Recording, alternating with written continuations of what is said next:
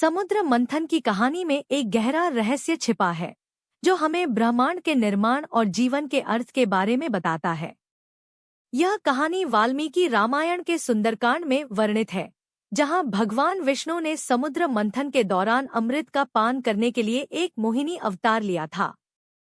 शिव पुराण के अनुसार समुद्र मंथन के दौरान निकलने वाले 14 रत्नों में से एक था अमृत, जो देवताओं को अमर बनाने की शक्ति रखता था।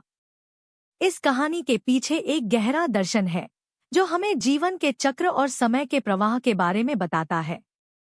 समुद्र मंथन की कहानी हमें सिखाती है कि जीवन में उतार चढ़ाव आते रहते हैं, लेकिन हमें अपने लक्ष्यों की प्राप्ति के लिए निरंतर प्रयास करना चाहिए। भगवान विष्णु का मोहिनी अवतार हमें सिखाता है कि जीवन में हमें अपने लक्ष्यों को प्राप्त करने के लिए विभिन्न रूपों में अपने आप को ढालना पड़ सकता है। समुद्र मंथन की कहानी हमें जीवन के अर्थ और उद्देश्य के बारे में भी सिखाती है। यह कहानी हमें बताती है कि जीवन का उद्देश्य केवल अमृत पान करना नहीं है, बल्कि जीवन के हर पल को जीना और उसे अर्थपूर्ण बनाना है। समुद्र मंथन की कहानी हमें जीवन के चक्र के बारे में भी सिखाती है। यह कहानी हमें बताती है कि जीवन में जन्म, मृत्यु और पुनर्जन्म का चक्र चलता रहता है और हमें इस चक्र को समझने और स्वीकार करने की जरूरत है।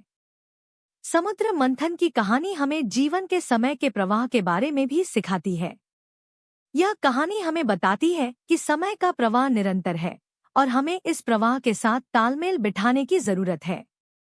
समुद्र मंथन की कहानी हमें जीवन के अर्थ और उद्देश्य के बारे में गहराई से सोचने के लिए प्रेरित करती है।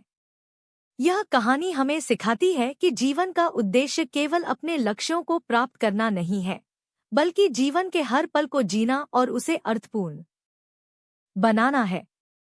तो वीडियो को लाइक, शेयर करें और सब्सक्राइब जरूर करें।